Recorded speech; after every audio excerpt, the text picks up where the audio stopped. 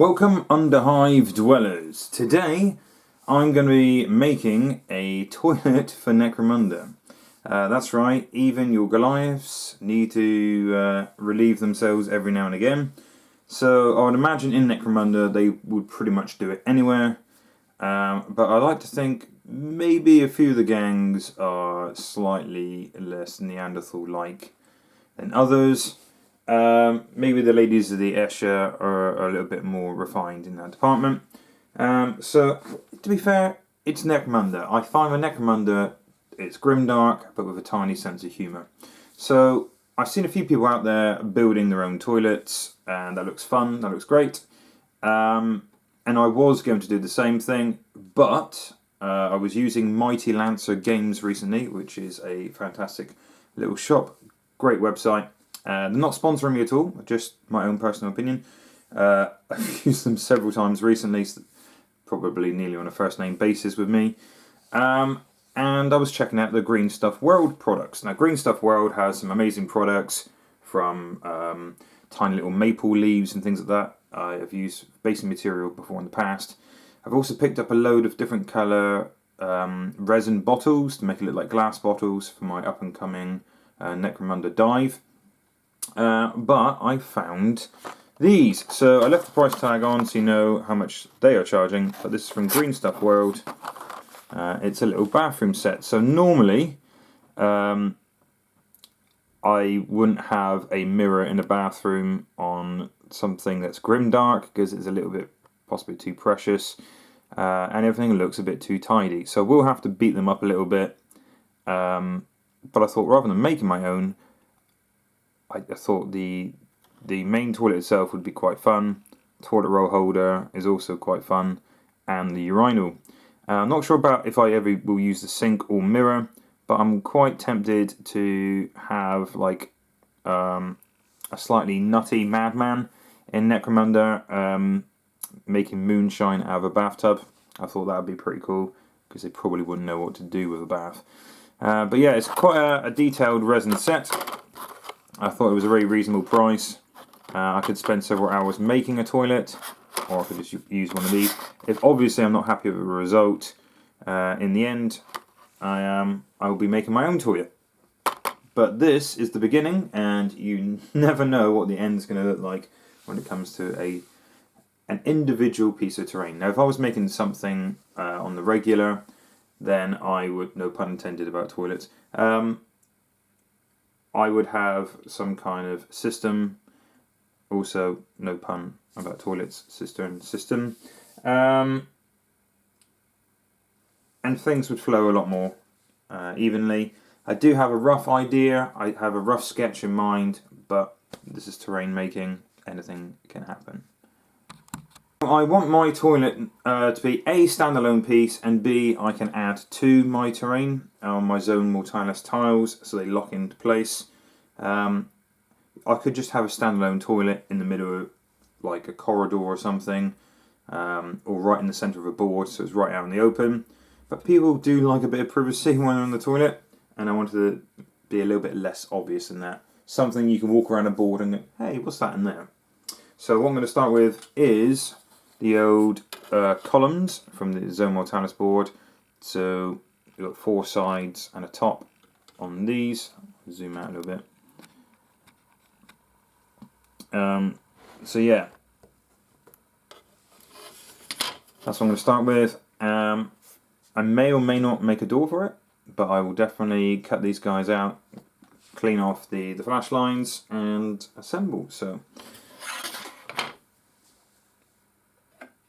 I've stuck 2 sides together like so, because I'm not sticking 3 sides together just for a minute, because I want to add detail to it first. So these clip onto the tiles, so I don't really want to have a flat base in there, because then it wouldn't be able to clip into the tile. So they generally just clip in by themselves, so I'm going to have to make a slightly raised fake floor inside. So that takes a little bit of measuring, a little bit of messing around, and see what I can come up with. So what I mean to say is, so I've glued 3 sides on there now to make it stronger. that is how it fits onto the tile. So I will need a fake floor to put the toilet on, because of course the toilet can't levitate. Levitating toilets would be pretty cool, as long as they're the right way around. You don't tip them over. And it's the same thing with sitting it on top of these. It's got to sit in fine, non-issue. So I can build for that, that's not a problem, but if I had a pillar that had one of these on, so it's that type, that way around, and put a fake floor in, it would be quite a bit higher up. So I can mark it. That would come about halfway on that line, whereas if I put it on there and put a fake floor in, it wouldn't come nearly as high. Because what I want to do is put one of these inside there, so trim it down so it fits inside nice and snugly, and then get rid of a little bit of this, because I like this basically. I might put some mesh over the top of it, so if there's any leaks when the toilet sits on top, it gets down and gets recycled possibly, because nothing in the underhive is wasted. Yeah, I'll give that a go. So I've got loads of spare ones of these anyway, so I'll start hacking this up until it fits inside of the column that way around, because obviously it can't fit in there like so. So like I said, I've got loads of these pieces. So what you do is get your trusty hobby hacksaw, rather than putting excess pressure on it with a hobby blade. So rather than an X-Acto knife or a hobby scalpel, use one of these bad boys. Ooh, ah. This thing has saved my fingers so many times. I used to put excess pressure on with a hobby knife, slip, even if I've got a chopping mat like this, it starts off pushing down on the mat, then it starts off holding it in your hand, and then you slice through your hand. Just ask my friend Ian Henderson, the Hendy Badger. Yeah, big time tyrannid incident, slicing through his hand. Not so good, not so good. So, what I wanted to do is cut all four sides of this with my hobby hacksaw along there, just before those lines, there and there, and then it was set nicely into the column.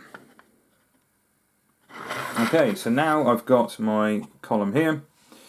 I'm going to pan out just a little bit so you can see my hobby tile in the background there.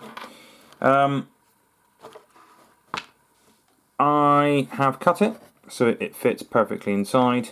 What I am going to do is stick this on and cut out that panel there. So just lots of light cuts with a hobby knife, pressing downwards gently on this mat. Light cuts, multiple of.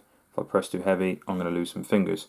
So I'm going to stick it on the front there and have the door open to the toilet. And that's the plan.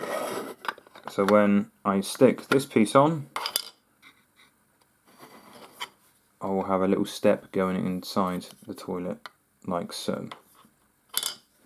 Okay, that's the plan so far. So after you cut the door out, it's always worth keeping things. I mean, you could just drill it out and cut it out quickly, but I always like to keep offcuts. So one thing in Necromunda, as well as in my own hobby life, never chuck anything away. It can always be used for something else. So that's sticking on quite nicely, and as you can see, that locks in perfectly, so it's not interfering with the base, like so. So I can still use one of these, or I can still lock it in to one of these, not a problem. But that bit there looks rather ghastly. So one of the bits you've cut off from the main base, one of these pieces can be trimmed and placed in there like so. So you have a nice little step area. And I do recommend painting it up inside there before sticking the mesh down, the floor down. Okay. So after you have primed your toilet, your column, and while you're waiting for it to fully dry, and before painting inside, I would like to cut the mesh that will go over the top of it. Now, recently I've swapped using the flexible body shop style mesh, which is super easy to cut. It's probably the right scale, but you'll find if you've got any detail behind it, you can't really see it because the holes really aren't that big once it's painted. So, trying to match this kind of scale and also trying to see terrain behind it, I've decided to use granny grating. I hope that's the right terminology, not granny grading and not grading grannies from 1 to 10. So this stuff will need to be primed. It's plastic, so it does actually stick better to the terrain than the metal anyway. And with the slightly bigger holes you can see terrain underneath it, because I'm not going to paint detail of it to be hidden. And like I said, this stuff is plastic, so it should bond better to the other plastic with some plastic glue. Also, when you do super glue the metal, because obviously plastic glue doesn't work on metal, sometimes it does fill in the holes because the holes are a lot finer. So I'm going to cut this out and make a little space that fits. So I've cut this piece out here, exact, so it should fit in there. Now I've stuck a little toilet roll holder in there so far, so that should fit pretty perfectly. So I'm going to paint all the detail before sticking that down. So it really is all about the detail in Necromunda. I mean, it makes no difference to the actual game, because I probably can't get a model through that gap. I'm just going to treat it like a pillar anyway. But adding things that's a little bit nasty, stuff in the bowl that's questionable. I'm assuming that's a toffee crisp. And there's some toilet roll paper on the floor. It's not massively neat. I mean, it's not used toilet roll paper, so that's something. I've added a little poster there. A bloody handprint on the wall. And someone's used some kind of brown paint to write the word help there. Of course, I'm being a little bit crude, but this is Necromunda. Choice is yours. It is a toilet. I wouldn't have thought it would be massively clean. You're lucky they've kind of got it in the bowl, and it's not all up the back of the wall. But yeah, that's my my basic inside, my toilet. And now I'm going to paint the outside. So it's all primed, ready to G.I. Joe in whatever paint scheme you desire. Now, I haven't started painting the outside of my pillars yet, so options please. I was going to go for like a grey-blue, kind of like the original cardboard terrain. And then I'm going to hit the centre with maybe like an off-white, like possibly a bone kind of colour. I'm not going to do like the ceramic-y, dirty grey that I've got on the inside. But yeah, opinions welcome, basically. I'm not going to have this door hanging off like that, because I'd imagine it's a slidey door job. And whatever happens, there's always going to be a lid on top of this thing. So be it like that, or it's going to be part of a pillar, and then it's going to have a lid on top itself, obviously like a walkway or something there to get to the toilet, because that'd just be a bit mean, or maybe even a ladder. But yeah, it's always going to have a lid on, and there you go. That's what I've done for my toilet. I could have made my own toilet. I could have made it a little bit more industrial, but I want it to be instantly recognisable and a little bit fun. So when someone sees a load of columns and walls stacked up on my terrain board, and they see that tiny little peephole, in that peephole they can have a look around, And you can see the toilet roll holder, the toilet, the mess on the floor, and the poster on the wall.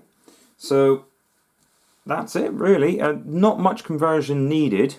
Obviously I've bought the toilet, you can make your own toilet. A little bit of green stuff for the toffee crisp. The granny grating just needed to be cut into place. And same with the base. So the base was the only thing that really needed converting. All I did was cut the sides off, and it was pretty super easy to convert and make a little room out of this. So I could actually start making some hamper buildings in the walls for my Necromunda gangs, which would be pretty cool. But yes, so this is the colour I've gone with for this particular piece. I'm hoping to do all of my columns the same, and probably my tiles as well. The blue is a nod and a throwback to the original 90s cardboard terrain, and I wanted a bit of a contrast colour in the middle. Now I noticed there's a lot of like slate greys and stuff like that in the original, as well as the hazard striping.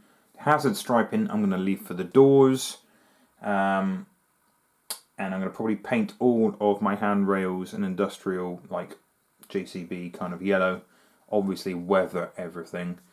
But yeah, I went for this because I think the like slate grey might be a bit boring with the blue. So yeah, I've tried this. I quite like this. Obviously I threw a rust wash over the whole top of the enamel rust wash, easy for me to say. And once it was dry, because I hit it with a hair dryer, it dried in seconds. I just used a cotton wool bud and took off the excess. So pretty easy. Wanted to make a quick recipe of how to do this because I've got a lot of terrain to paint. So yeah, pretty happy with this. But yeah, any feedback? What would you paint, or what have you painted your columns and walls like? I would love to see examples if you want to throw them up on our Facebook page, which is House of Chaos Community. But yeah, let me know in the comments section below. Pretty chuffed with it, pretty happy. It's just a bit of fun, and why not? Cool. Hopefully I've inspired you guys to make something a little bit silly, unique, and maybe a toilet. I'm not sure I want to be known as the guy that's inspired you to make a toilet for your Necromunda, but hey ho. I just like to make my terrain a little bit more lived in. So rather than like classic 40k terrain where it's just functional for that game, with Necromunda I really get the feel that this may be an industrial unit or whatever, but it's also a place that these hive scum live in. So that's what I really like about Necromunda. Separates it from any other game that I've played so far. Right, okay. Stay safe, you wonderful people. Please hit the like button if you haven't done already, and please subscribe for some more great hobby content.